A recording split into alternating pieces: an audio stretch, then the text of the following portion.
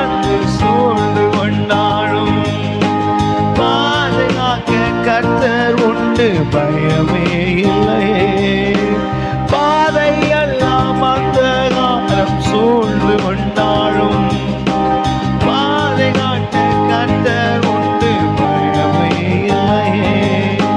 பார்வோன் சேனை தொடர்ந்து வந்து சூழ்ந்து கொண்டாலும் பாதுகாக்க கர்த்தர் உண்டு. கரங்களை உயர்த்தி சொல்லுவோம்,